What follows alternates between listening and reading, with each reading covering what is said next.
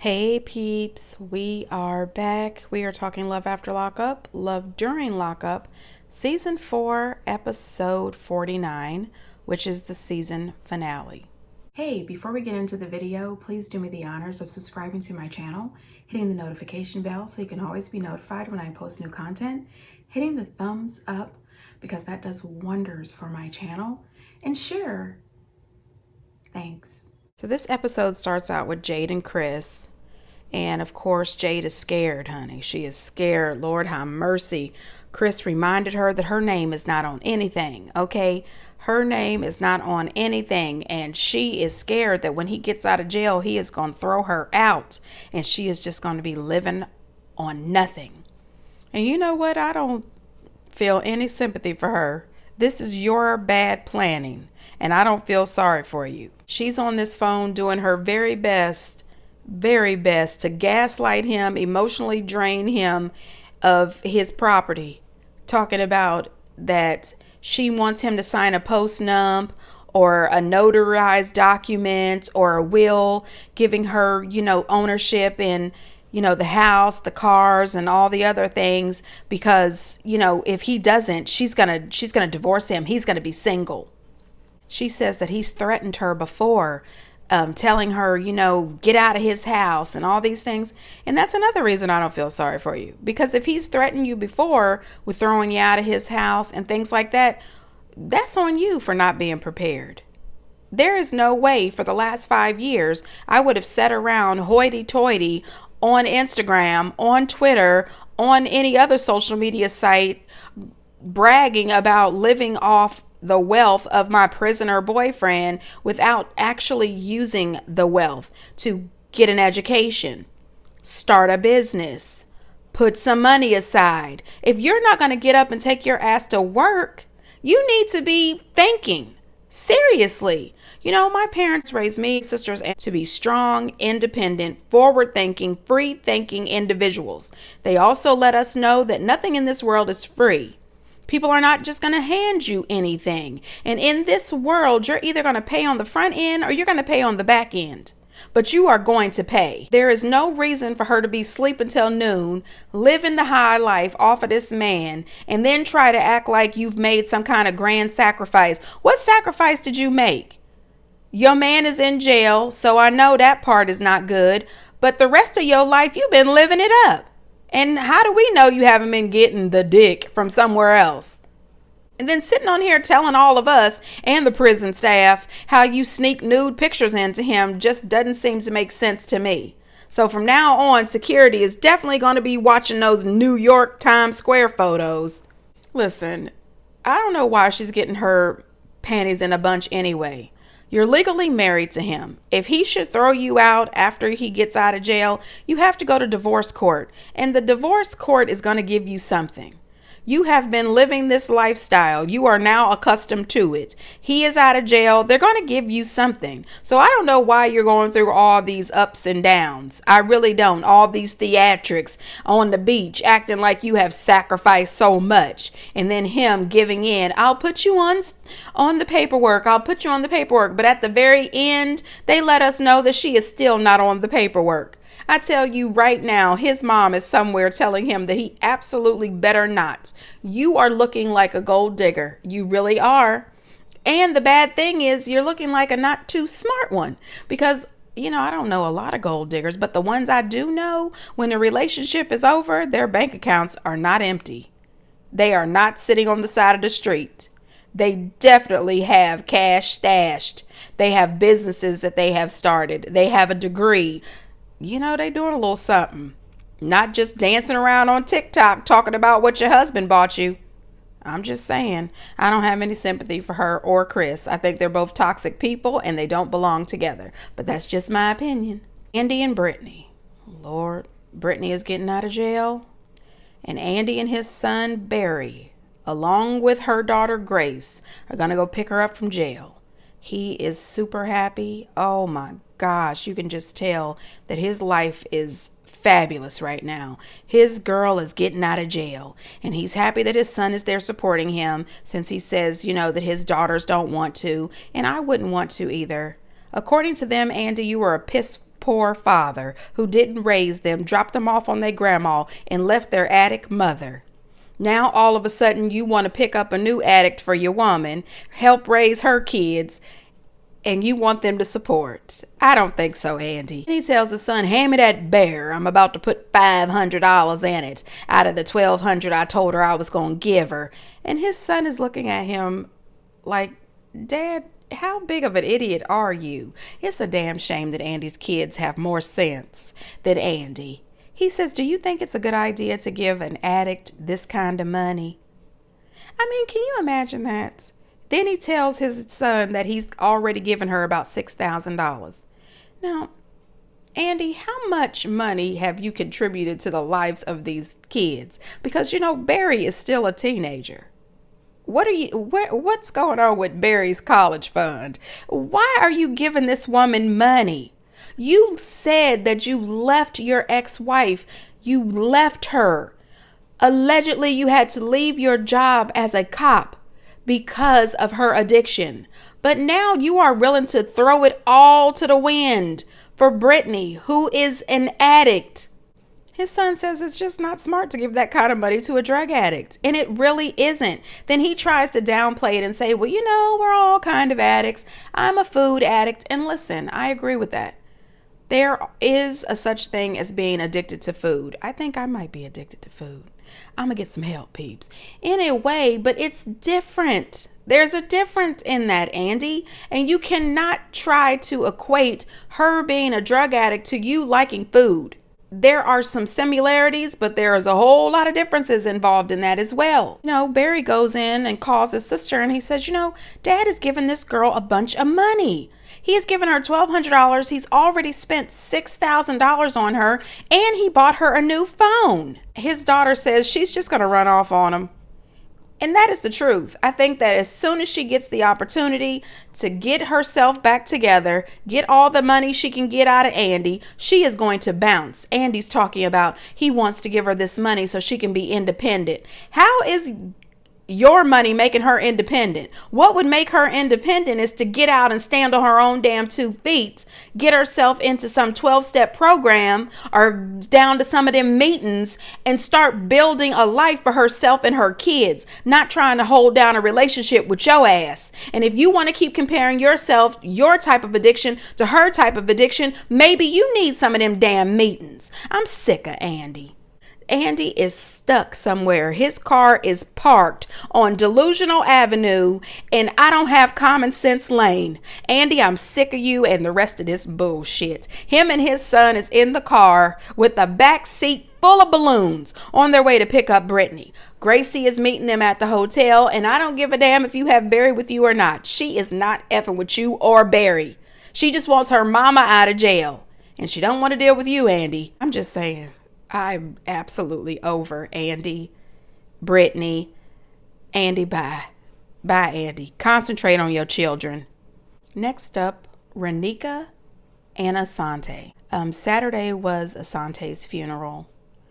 He leaves behind 2 young sons, a girlfriend who's currently pregnant with his 3rd son. She's 5 months pregnant. A whole lot of family and a whole lot of friends. And I am so sorry for all of your loss. Now, honey, the episode picks up where it left off. Asante is still in the bail office waiting for his bail to be paid. And he's on the phone talking to somebody, talking about basically saying that the person who's sending the bail can send less money for his bond because he knows that Renika will pay the rest of it. And, she did. It's ridiculous. It turns out that his girlfriend, who he is perpetrating as his auntie, sent $1,140, leaving the other $1,860 for Renika to pay. Renika is not my kind of girl. She is not my kind of girl. Because this girl jumps in the car, runs over to Walmart to get $3,000 worth of money orders, which she took the $1,860 out of her children's college fund. No, ma'am. No, ma'am. No, ma'am. There is no way on this green earth that I would ever take down money out of my child's college fund for some dude in prison that I have never met. Some dude in prison that I have been sending money to. Then I have spent $4,000 to move down to Atlanta. I have a cracked up front screen on my phone and no window in my damn back driver's side window. No, ma'am. There is no way in hell that I would ever take money out of my kids' college fund. There's definitely no way that I would ever get on live television and tell people about it. Listen, this is humiliating and you're embarrassing the shit out of them kids. I'm tired. So she gets back to the jail and she pays the bail. Then somehow, I don't know what happened. I don't know if this is bad editing, bad writing. I have no idea. Somehow she ends up on the phone with the auntie. Now, we had just seen him say that he didn't want these two to communicate. So how did she get the auntie's number? Or how did the auntie get her number? How are they on the phone together? But they get on the phone together and the auntie is thanking her for paying the rest of the bail and getting him out. And she's thanking her for her part of the bail. And then out of nowhere, she says, so are you his auntie? And the girl says, no, I'm his girlfriend. And Renika says, oh, no, I'm talking about Asante. Are you his auntie? And she said, no, I'm his girlfriend. Then it goes to commercial. But when it comes back from commercial, they don't let us hear the conversation. She just wraps up the phone call. And I said, no. That ain't what we do. We don't just wrap up the damn phone call. We want more information. We want to go back in there to see if we can snatch our money orders back. We want to sit out here. We want to take our earrings off and put a little Vaseline on our face so we can whoop a man's ass. That's what we want. But no. We possibly even just want to pull the hell off. I'm pulling off. I'm embarrassed as hell. No, not Renika. No. I want my man. Oh, I want my man. She's out here tap dancing around. Send him out. So excited, dancing around like a child. And then she makes some kind of comment talking about, oh, she probably just some girl he was using while he in jail. You mean like you? Except for she probably doesn't have lemon lime hair. I mean, really? I'm so embarrassed. I mean, what in Sam hell is wrong with this girl? I have never in my life seen a woman act so excited, so giddy, so happy about a man you just found out has a girlfriend after you just took money out of your children's college fund and waited outside in this driveway parking lot for over 8 hours in this hair. No, ma'am. Look, at the end of all of this, he comes out. She's wrapped all around him. My man. You know, she's ready to get that dick. You know, he ready for some shrimp. I mean, it's all this ridiculousness that is going on. And then all of a sudden, the girl calls him and Renika's like, oh yeah, this your girlfriend, you know, this she's ready to like pop off. And I'm thinking, this just looks ridiculous. Are you popping off now? Now you want to pop off? Oh God. Anyway, their story continues next season, next Friday. Oh gosh, this is going to be hard to watch, especially since we know that he's gone. She made some kind of comment about how they was going to be together forever. That didn't quite work out because he clearly left you. He's got a girl that's pregnant right now. You know, Renika, girl, go on home. Take your kids home. Grow all the way to hell up. You need some help. Anyway, moving on. Leticia and Keith. So she's still on my nerves. She gets home and Marsha's lounged on the couch, honey. She has made herself comfortable. Leticia comes in with an attitude and she says, I heard from your nephew. He called me while I was out. And she's smiling, talking about, oh, he did. He called you. Oh, that must not have been good. You know it wasn't good, Marsha. Really? I don't know why, but I don't like Aunt Marsha. Anyway, Leticia tried to be grown, talking about, well, I don't know why you would tell him because she's his aunt. And then she says, well, I think it was a ridiculous purchase. You know, she tells Leticia that before she got with him, she was his accountant and she had access to all of his accounts and she still does. And so she's checking on him because that was a large amount of money that she took out of her nephew's account. Listen, I appreciate Auntie looking out for her nephew. However, she is in the middle of grown folk, married folks' business. Leticia, clearly you were wrong for taking the extra $5,000 when he had already agreed with the $10,000. I would like to know where the hell this money came from, because if these were ill-gotten gains, y'all really need to pipe down talking about it, because I'm sure the feds would like to know about this money.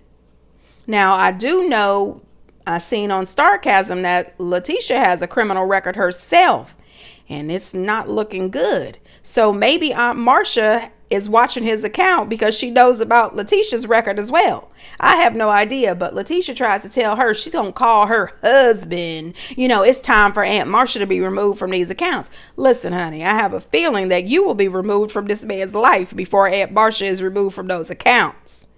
Girl, you better quit playing. I think these people are, not the most upstanding people. I think they'll haul off and whoop your ass. Don't play with this man's money. He's not in jail with El Chapo for nothing. I'm just saying. At the end, it says that she took him off of her business accounts. Well, that was something smart she did. But personally, if you want to get real smarten up quick and get a divorce and change your address before he gets out of the jail. I'm just saying, run, girl. Brittany and Keyrock. Honey, listen, she is still at this shopping plaza with EB. However, she's afraid to leave and go on home because it's time for her visit with Keyrock, and she don't want to upset him and miss it. Now, this is some bullshit, and this is the type of relationship that I would never be in. No one is going to control me. You are in jail. I am on the outside, footloose and fancy free. You are not going to control my every damn day. I don't have time to get a hot spot to talk to you right now, period. Call me later if you can. If you can't, talk to you tomorrow. I'm not going to be in this kind of relationship. She is being controlled on the outside. Now, this is the problem that I have with this. Brittany, if you listen to this, please pay attention. Number one, you were in jail. When you were in jail, you were told what time to eat, what time to get up, when you could go, when you couldn't. Now you are out. And you are still being told the same shit. What you can do, when you can do it, how long you can do it, where you can go, who you can talk to, who you can't talk to, by a motherfucker who is in jail being told what they can and cannot do. No, ma'am. This is bullshit. You are a beautiful young lady who deserves so much more than the bullshit you are receiving. They are gaslighting you, emotionally blackmailing you, and controlling your every thought and move. This is not okay. I think that Brittany is a beautiful, smart young lady with a whole lot of life to live. She's got a whole lot of love to give and a whole lot of love to receive. These people are not the ones for you. They are not there for you. You need to realize that you need to drop a lot of dead weight. She's having this conversation with Keyrock, and she's telling him how upset she feels about the way ED is treating her. Did you ask EB to spy on me? Because he is truly stalking me. And she says, no, I didn't tell him to do that, but he wants what's best for me. Okay, what's best for her is for him to back the fuck up. Find a damn hobby, find a damn girlfriend, or get a damn job. Okay, if you like stalking people, get a job as a private investigator and get paid for that shit. Do it for people who give a fuck. We are tired. Leave this girl the hell alone. Oh my God, if I could just sit with her for 5 minutes. No, ma'am. So she tells him that, she's learned a lot. She's growing and everything. And she's not going to ask other people about him either, like asking Carla, because, she doesn't know why Carla lied. And then she asked him, did you talk to Carla and ask her why she lied? He said, no, I'm not going to waste time talking to people. You're not going to talk to Carla because Carla didn't lie. You are lying. You got into a fight in that jail and you did not want her to know. And you and EB are gaslighting the hell out of her and trying to cut her off from talking to Carla because you don't want her to have anybody that she can talk to except for you, EB, and your raggedy ass brothers. That's just my opinion. Then she tells him that she's going to start cutting people off, just snapping people out of her life who are not positive and offering her good vibes and, positive things in her relationship. Well, if you want to start snapping people off, I know 4 people you can snap off right now. Key Rock, EB, and his 2 siblings. Bye to the 4 of them. Because neither one of them is giving you positive vibes. They're not giving you shit but problems. Brittany, I'm telling you right now, when Key Rock gets out, it's going to be worse. Because the control that he's going to put on you, you're not going to be able to go to the bathroom for more than 5 minutes before he is in the bathroom trying to find out what the hell are you doing. Key Rock is a manipulator. He is manipulating you and using you. And I know you're smarter than that. Brittany deserves better. She is being gaslighted. These people are overbearing and they are emotionally and mentally abusing her. And what frightens me is maybe they will start physically abusing this girl. And I just hate it. EB is a complete stalker. And I'm going to tell you, they went to the IVF clinic. She went and Key Rock was there over the phone. Brittany, slow down. Don't have a baby with him. It's just not worth it. It really isn't. Don't have a baby with him. Don't bring a child into this toxic relationship. It's already bad for you. It doesn't need to be bad for a small baby. And it's weird to me that they have enough money for IVF, but they have to have all these roommates. I don't understand it. And Brittany still has to deposit money on his commissary, but you have all this money. Something is not adding up here. Brittany, you need to run. Savannah and Jake. Now, honey, this girl irritates me. And I would just like to say, where are her parents? Where is her family? Is there anybody that could actually take legal guardianship of her and put her into a facility? Because she is out of her damn mind. She shows up at this prison wearing that awful wedding dress and a veil. But she yanks the veil off before she goes in because she knows if she shows up wearing that veil, he's going to cancel this visit and go on back to his cell. She knew better than that shit. Talking about she's going to go in there and they're going to talk a little bit. Then she's going to pull out these marriage forms and say, well, I've already signed. Now it's your turn to sign. Girl, are you out your damn mind? She comes out of there, throws the flowers out the window. She is brokenhearted. I said, I don't understand why you so shocked and surprised. He's already told you 1,000,000 times, I don't want to get married. When I get out, I want to live on my own. I want to explore other women. And somehow you just did it does not compute. I don't understand. How thick is your head? This makes no sense. Now she says she understands his reasonings. Anyway, she says that they're going to be together later. It doesn't matter. He wants to be with her and she just knows he wants it to be perfect, on the outside and all this other bullshit. Then the next thing you know, Jake calls her. I said, oh, hell, this is all a part of the plan. Jake calls her to butter her up, to tell her how much he loves her. And he's so proud that she really wanted to marry him. And she took the time to come up there with the paperwork and everything. But he just wants to be able to stand on his own 2 feet and marry her when he gets out of jail. I said, Jake, who the hell are you fooling? Only this nut job. Because we know the game, okay? You are being nice to her, sucking up to her because you want her to continue to put money on your books, continue to take your phone calls, continue to write the governor, continue to show up there to give you hugs and kisses and pictures until you get out of jail. And then as soon as you get out of jail, you're going to drop her nut job ass soon as you can. Boy, she fell for the shit. She's sitting there smiling. Girl, listen, you have got to have more respect for yourself. Snap out of it. I'm telling you right now, Savannah, you have got to grow up, girl. You have got to snap out of this fairy tale land that you are living in and move on with your life before this dude gets out of jail and breaks your heart even more. You're ridiculous. Anyway, peeps, get down in the comments and let me know what you think. And until next time, bye.